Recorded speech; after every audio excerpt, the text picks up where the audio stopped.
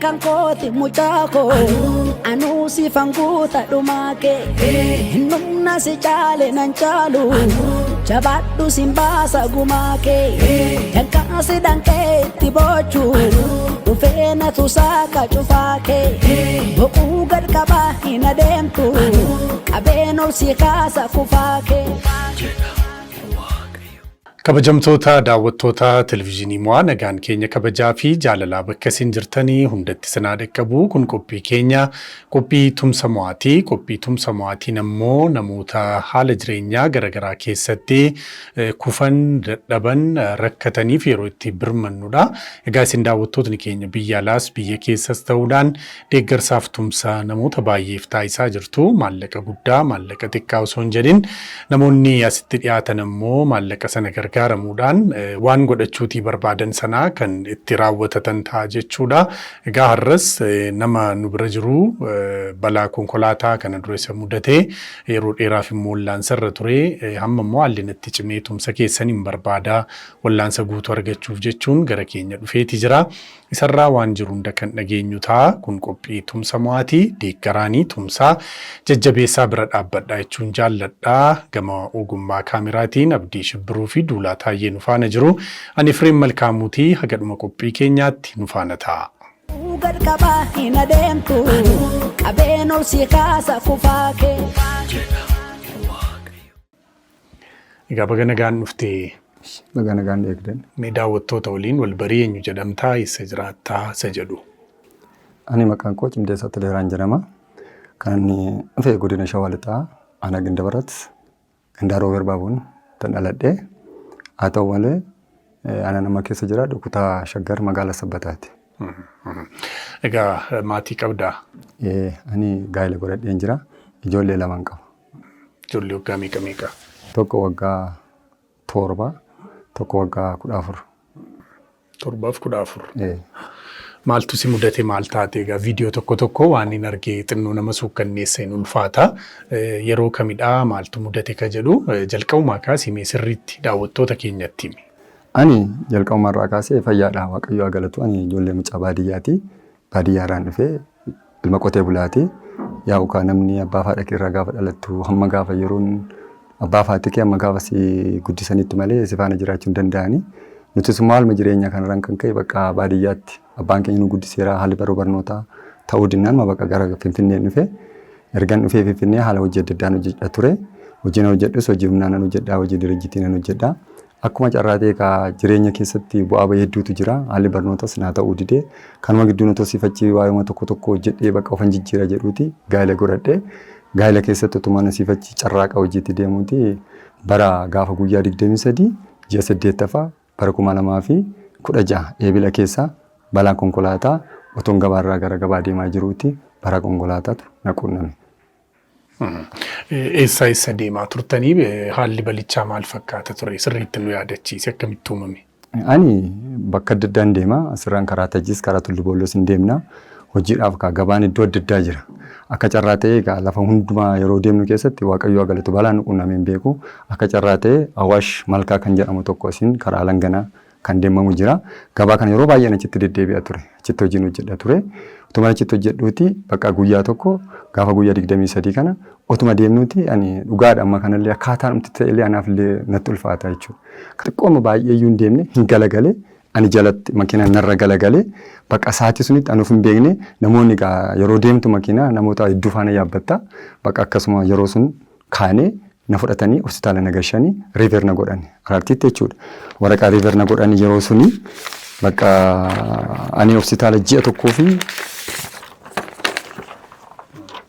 naannoo Oogast gaafuma 23 galee kaza jilbi kun na miidhame ilaalee doktoroonni ilaalanii azza na ciibsanii jilbi kun miidhameera waan ta'eef kan jedhamu bishaan abbaa leetiraa 2 kana 3 Nokauche jeesotti dhan akkuma yeroo darbe viidiyoodhaan sin ergame jechuudha. Footoo isaatiin itti dhanii kana gaditti jiisoo hidhaniit duubaan irra raasanii qilleensa hanqisanii ji'a tokkoon ciisee jilbi kun buqqa'uma deebi'u malee kun operaasyoonii ta'uu hin danda'uudhaani achitti siqaa abbaa koo argaan ture danda'ee hin qufa'u danda'ee nyaadhu danda'ee hin dhugu oliin jedhu inni asii cabe kun dhaqee jala naannee luka koo jalatti bakka hamma ji'a tokkotti siqaa arge gaafa ji'a koo gahurratti operaasyoonii bakka inni kun deebi'eera jedhaniit kutaa chaarjarii nagarshanii achitti immoo akkuma isin agartan sibiila jahan as keessatti jechuudha. Sibiila jahanidhanii bakka achitti erga sana yaalan waggaa tokko yaalame kun achi keessatti hin jira.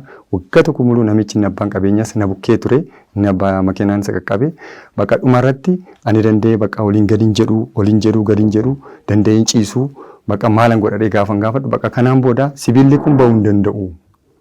As keessaa maaliif chochootuun ishii kuma mudhii kana wal qabsiifatu sarbaa kanaaf gidduutu wal cabe waan ta'eef ishiin immoo dhiigan qabdu foon hin qabdu uumamu maanu. Kanaafiyyuu sibiilli kun immoo si gargaara. Amma yoo si keessaa baafnee carraan diingata umurii kee waaqayyo si kenne xiqqoo ishee achi siqetti wal gadhiisuu danda'a. Foon kee dhumee wal gadhiisuu danda'a waan ta'eef bahuu hin danda'u. Kanaafiyyuu hamma dandeessu of eeggannoodhaan jiraachuu qabdaadhaan kun waraqaa kanarratti naa kennanii danda'ee hin ciisuu kiraanchi malee akka hin deemne wanti hundumaa achirratti caccaqasaniiru akkana dhukkubbii natti dhaga'ama. Irra jireessa jedhan qorra qabda waan qorra saapha sibiilli kun waan ta'eef sirriitti of eeggannoo godhadhu. Lafarraan olee deemuu hin dandeessu hin ulfaata waan ta'eef hin deemini. Lafa dalga galiis immoo malee bu'aa bayii lafaa hin deemini.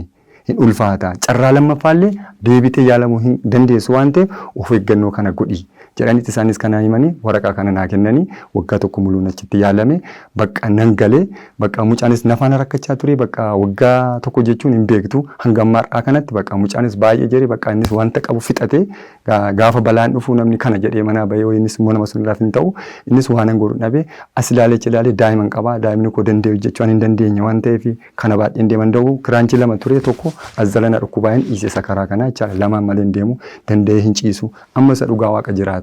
Dandee akkanan galagalu tokkichuma na ciisa akkuma gaafa rukutamee galeet akkasitti hin ciisamu danda'ee waa fuudhuu hin danda'u abalee tirashanii akkasitti kaasuu hin danda'u waan tokkitti fuudhee akkasitti luka dachaasee gochuu hin danda'u isaan maa kanallee akka ittiin dhufe waaqayyotu beeka makiinaa keessatti jechuudha sababi namatu naa ka'a danda'ee hin ta'u yoon taa'e immoo luka koo akkasitti hin diriirsa isaan maa kana akka ittiin dhufe waaqayyotu beeka kanaaf falan dhabee kanaaf ani gara kanatti waaqayyoo akkuma fedha isaanii guruu jedhee tanan gara kallattii keessan kanatti dhufe jechuudha.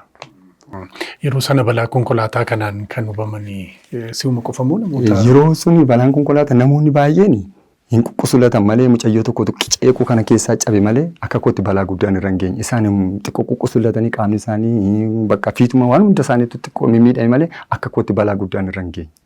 Isaan yeroo sun jechuudha. Garuu mucayyoon tokkittiin qara laphee kana cabee ogeessuma ogeessa wayii akka carraa jira jedhanii kallattii adda addaa deemnee ogeessa sun hin yaalamte gaafa dhaqanii ji'a tokkoon booda immoo cabni sun walitti deebi'eera jedhanii inni wal qaba xiqqoo cabee ho'aalumatti deebise jedhanii inni keessa qara ishii kana keessaati waan ta'eef hin deebi'edhaan ishee nama fayyaa isheeti bakka. Ani amma sababa chochootuu kana ta'eefan danda'ee hojjechuu dadhabee danda'ee chochuu amma miilli namaa kun amma akkatti inni akkatti doddoo kun asii waan chochootu waan taateef kanaaf inni ulfaate kun immoo ulfaataa jedhan bakka ulfaata waan ta'eef rakkoo guddaa qaba keessattummoo naan jedhan keessattummoo ogeessi fayyaa of eeggannoo qorraa qorri yeroo dheeraa sirra ga'e taanaan rakkoo cimaa sirraan ga'uu danda'a sadarkaa biraatiin illee si geessuu danda'a jedhanii bakka abdii na kutachiisanii animmoo waaqayyoon ni kaleessa lubbuu koo ishee ni kaleessa du'a sun keessaa akkatti gaafa naasaa'u salphaa fakkaachuu danda'a dhugaa waaqayyootu baay'ee natti ulfaate baay'ee bakka baay'ee sadarkaa hamma kanan jedhamne keessan ture sa'aatii sunitti jechuudha otoo yeroo sun wanni tokko na waraabiteeraati baay'ee fokkisaadha bakka sadarkaan umtillee namni fincaa wantoonni adda addaa leessa ta'e inni ta'e ani kana isiniin jechuu hin danda'u jechuudha yeroo sun baay'ee natti ulfaata ammas immoo haalatu natti dukkanaa'e daa'imni yoo gadi ba'ee ol deebi'e daabboo jetti kana naa godhi jetti ani kaleessa fiigee achi fiigee as fiigee tana waaqayyo agaratu fayyaa kooti waa hojjechuu hin danda'a waan ta'eef maatii ofii gaafa waa godhatan immoo waan barbaachisu maatii ofii guutuun dirqamadha waan ta'eef har'a immoo sakaleessa dhabaniiru waan ta'eef baay'ee natti ulfaate lafa natti dukkanaa'e dhugaa waaqa jiraataati bakka ol ba'ee gadi ba'u nan bu'a namni na argaa bakka kaleessaan gocha nani kaleessa jedhee gaafa laalan namoonni baay'een hin gaddu bakka zim jedhaniituma waan kana daa'ima keetii godhanii deemu anan baay'ee natti dukkanaa'e kanaaf immoo akkuma waaqayyo godhu haa ta'u jedhee tanan Polisi koo suma yeroo darbe footoo sii kenne kana mucaasa bukkee jiru kana faana akka carraatee charchii tokkotti waaqeffannaa yeroo baay'ee na bukkee dhaabatu na kadhatu na jajjabeessu mana koo hin dhufu mani waldaa tiradhee yeroo tokko nan deema kanaaf aizoo baqqaa jedhanii na kadhatanii mee waaqayyo nu gargaaree haala iddoo kana tumsa mo'aa kana yeroo hunda nan hordofa.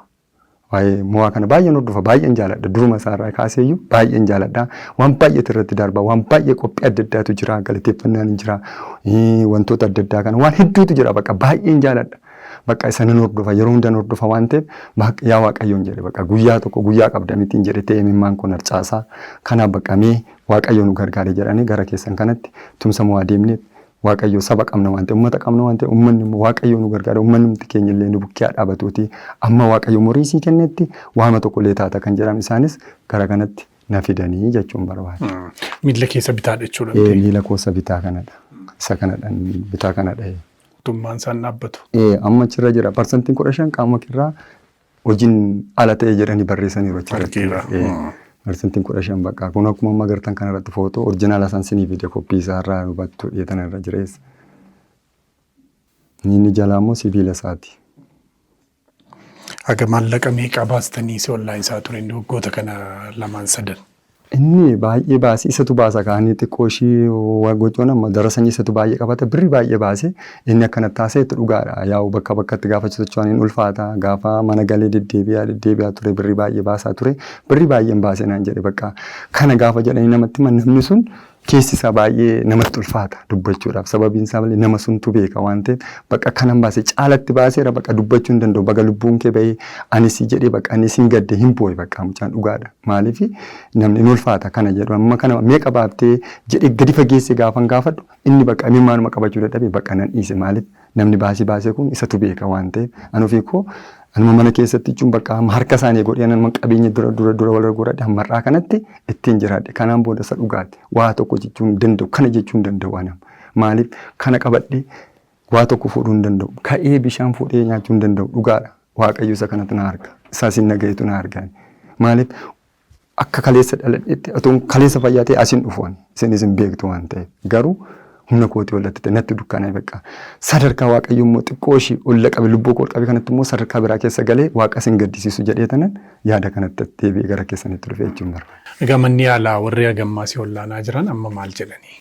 Isaan bakka kanaan booda deebitee nu biratti yaalamuu hin dandeessu. Kun boordeetu barreesse waraqaa kana jechuudha. Kanaan booda nu biratti deebitee yaalamuu hin dandeessu. Amma dandeessisa of eeggannoodhaan jiraadhu. Sammuu kee boqochiifadhu. Nyaata gahaa nyaadhu. Wantoota qaama kee jiran yeroo umurii lafa kanarratti sii kenname amma waaqayyo sii kenne ittiin jiraachuu barbaadutti of boqochiisi. Hojiin hojjetiini, hojii humnaan hojjetiini. Bakka carraan ankee erga waaqayyo carraan kun carraa deebi'amee hojjetamuu hin danda'u. Garuu kanayyuu waaqayyo si gargaare malee hojjetamuu hin danda'u. Utoo umurii waggaa 45 geesseeraatti hin hojjetamu. Sirmayyuu biratiin galuu hin danda'u.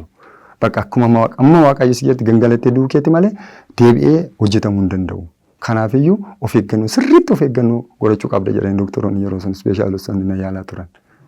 Kanaafiyyuu kanaan booda as deebitee bakka waan masii goonuu hin qabnu bakkaadhaanii waraqaa kana kunuun chaappaatti godhanii waan hunda xumuranii waraqaa kana naa kennanii jechuudha. Maal godhiidha maal godhiidha? Bakka kanaan booda taa'uu keeti bakka amma dandeesse yoo dandeesse of yaaliidha bakka of yaaltee amma umuriin keessi jiraate jiraachuudha malee falan qabduudhaan jalma muranii bakka sana nu biraa falan qabdu bakka jira. Carraan sibiilichi bahu. Hin bahu bakka hin bahu har'a yoo sii baafne yeroo gabaabaa keessatti foon irraa dhuma waan ta'eef bakki ittiin sochootuudha waan ta'eef dhiigan qabdu waan ta'eef amma yeroo horii cabsannaan jedhe doktoriitu akkana gaafa godhan ishiin kunoo qadaaddoon sun miilaale dhiigan qabdu ishiidha kan kee jedhan ishiidha waan ta'eef ishiin immoo dhiigaa foon hin qabdu deebitee carraa fayyuu qabu hin dandeessu bakka kanatti kun amma biratiin nama kun achi keessa jiru kun amma viidiyoonis kun waraqaa irras hin jira kun achi keessatti inni amma hamma danda'ame isaa qabee jira waan ta'eef advaantiittiin umuriin kee achi tokkollee nyaata godhattee boqonnaa yoo godhatte umurii amma tokko waaqayyo lafa kanarratti si jiraachisin jiraachuu dandeessa malee homaa tokko kanaan booda furmaata hin qabdu nan jedhan isaan. Jalma mareetti nu bakka hin deddeebiin nan jedhanii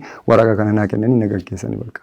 Namichis kana ilaalee bakka anis qabeenya fixeera homaa gochuu hin danda'u waan ta'eef bakka jedhee innis anis immoo nama kana waan hin godhu dhabe namadha ana sotoo ta'e jedhee ofitti galagashee ilaaluun qaba kanaaf waan hin godhu dhabee tanan furmaata dhabeen gara keessan dhufee jechuu barbaade.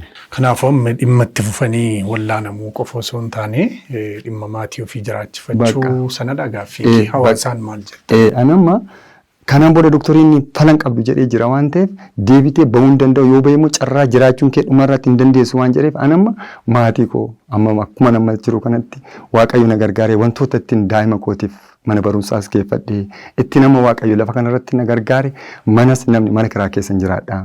mana kiraa keessa jiraadha waan ta'eef hamma waaqummaan fedha isaa ta'ee hamma dandeettii isaatiin akkaataan umtilleettiin daa'ima kootiif kallattii ilma tokkoon qabadhee daa'ima koo gara mana barumsaatti amma lubbuun koo lafa kanarratti naa jirutti daa'ima koo akkan barsiifadhu. Anis immoo nyaadhu malee jiraachuu hin danda'u.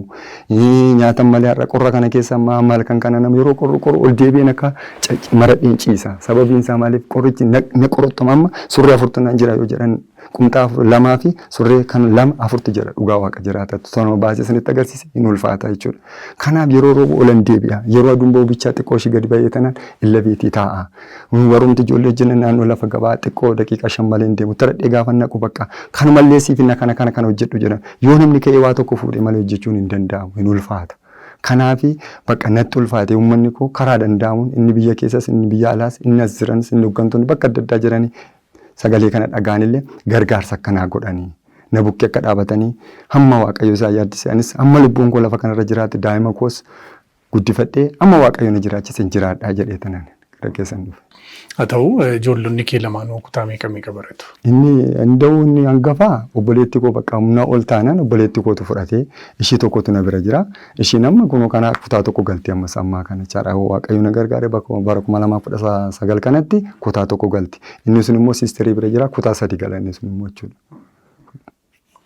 Haa ta'u namoonni nu daawwatan tumsa mo'aatiin biyya keessas biyya alaas ta'anii maallaqa xiqqoo maallaqa guddaa osoo hin jedhin waan qabaniin namoota akka kana dhiyaatanii asitti tumsa gargaarsa gaafatan ni deeggaru ni tumsu waan ta'eef siinis si tumsu egaa si deeggaru.